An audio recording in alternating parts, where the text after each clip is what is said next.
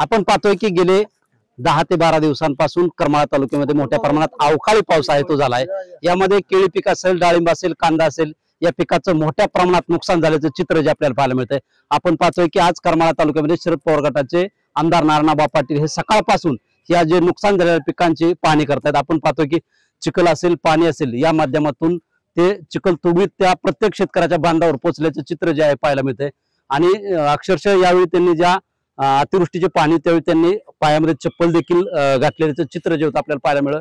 त्यांनी चप्पल देखील कुठल्या प्रकारची घातलेली नाही। आबा काय सांगाल, आज सकाळपासून ही पाहणी करताय, साधारण किती नुकसान झालंय आणि आपण पाहणी करताना चप्पल सुद्धा घातली नव्हती, अगदी काट्याकुट्यातून सुद्धा मार्ग करत गेलाय, काय सांगाल? अवकाळी पावसाने अनेक शेतकऱ्यांचं कंबरट मोडलं गेलेलं आहे। कारण आपण पाहतोय कसं तरी हातातोंडाला पिकं आलेली शेतकऱ्यांची या निसर्गाने हिसकावून घेतलेत असं म्हणलं तरी वावगं ठरणार नाही। म्हणून मला या निमित्ताने एवढंच सांगायचं आहे की सकाळपासून आपण अनेक वेगळ्या वेगळ्या मुगाची असेल, उडदाची असेल किंवा कांदा, हे आपलं केळी, हे प्रामुख्याने आपण नुकसान झालेली पिकं पाहिली।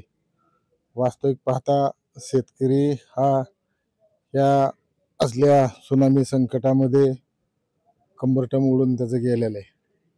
आणि मग अशा अवस्थेमध्ये शासनाने भरीव अशी या शेतकऱ्यांसाठी भरपाई दिली पाहिजे असं या ठिकाणी मला मुद्दामून सांगावंसं वाटतं। वास्तविक पाहता अतिशय मोठ्या प्रमाणात शेतकऱ्यांचं नुकसान झालेलं आहे। त्याच्यामुळं हेक्टरी 2 लाख तरी कमीत कमी शासनाने पैसे दिले पाहिजेत प्रत्येक शेतकऱ्यांना, अशी या ठिकाणी माझी मागणी आहे। आपण पाहतोय की आबा सकाळपासून तालुका कृषी अधिकारी देखील आपल्या बरोबर आहेत। अधिकाऱ्यांना काय सूचना दिल्यात पंचनाम्याबाबत? अधिकारी माझ्या बरोबर सकाळपासून आहेत। काल परवा दिवशी सुद्धा त्यांच्या माझ्या भेटी या संदर्भामध्ये झाल्या होत्या। आणि प्रत्येकाचे पंचनामे व्हावेत, त्यांना न्याय मिळावा अशा सूचना मी सन्माननीय चव्हाण साहेबांना आणि त्यांच्या टीमला मी दिलेले आहेत। आपण पाहतोय की अजून देखील पाऊस पडण्याची शक्यता जी आहे ती हवामान खात्याने वर्तवली। याबाबत शेतकऱ्यांना आपण काय आव्हान कराल? शेतकऱ्यांना आता आव्हान करून काय उपयोग आहे? त्यांचं एवढं तुम्हाला सांगतो ते मेटाकुटीला आले आहेत, एकदम तुम्हाला सांगतो त्यांचं शेती उद्ध्वस्त झालेली आहे।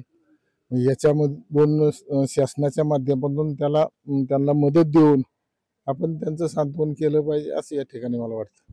आपण पाहतोय की सकाळपासून जे करमाळा तालुक्यामध्ये नुकसान झालंय त्या नुकसानाची स्वतः आमदार नारायण पाटील हे पाहणी करतात। यावेळी त्यांनी हेक्टरी 2 लाख रुपये मदत आहे ती शेतकऱ्याला द्यावी अशी जी सूचना आहे ते देखील, आणि जे तालुका कृषी अधिकारी असतील, जे तलाठी असतील, त्यांना देखील करमाळा तालुक्यातील ज्या ठिकाणी नुकसान झाले त्या ठिकाणाचे सर्व पंचनामे करण्याच्या सूचनाही यावेळी दिलेल्या आहेत।